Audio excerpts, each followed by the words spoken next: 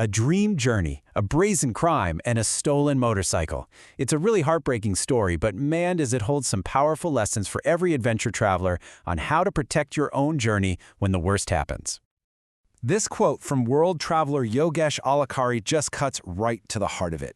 You see, for an adventure rider, a bike isn't just, metal and parts. It's your home, it's your partner, it's your dream on two wheels.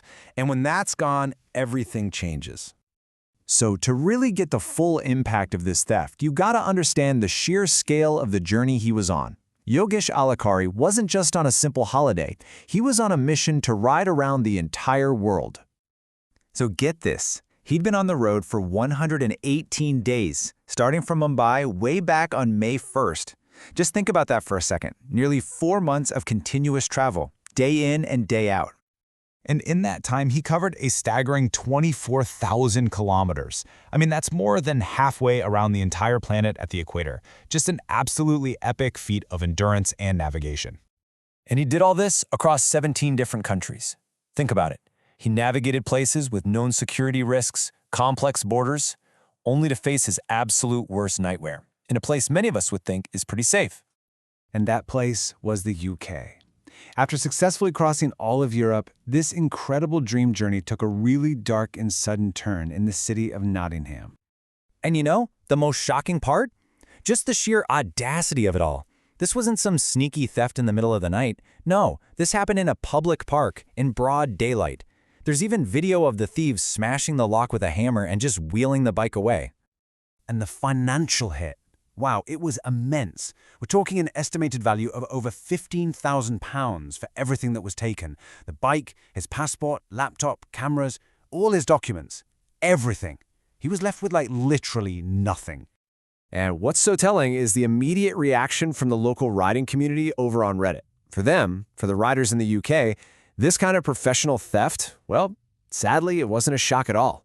It just goes to show there's a serious problem there that a world traveler might just not see coming. Okay, so how do we stop this from happening to you, right? Yogesh's story is a super powerful reminder that security isn't just about slapping on a lock. It's a whole strategy. And experienced travelers, they make a really crucial distinction here.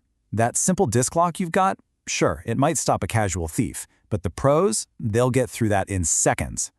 The only thing that's going to give them a real headache is a heavy-duty chain threaded right through the bike's frame and locked to something that's not going anywhere.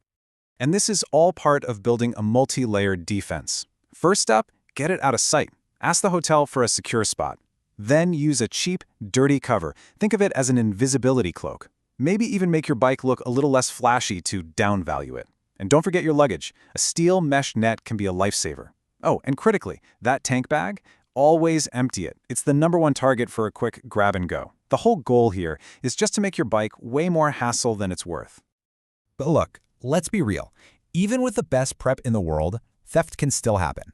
And if it does, you gotta switch from prevention mode to recovery mode. And you gotta do it fast. Having a plan is absolutely everything. Okay, so if the worst does happen, that first hour is absolutely critical. Your first 3 moves are key.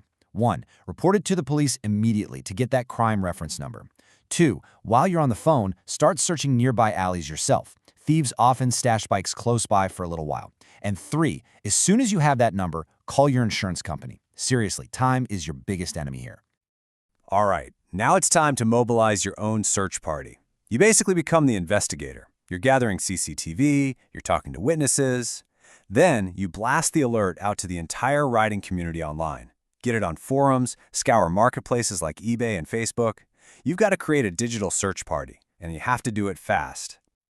Look, getting your bike stolen is a massive, massive blow. But as this story and others show, it doesn't have to be the end of the road. The resilience of a rider, especially when it's amplified by the community, can be an incredibly powerful thing.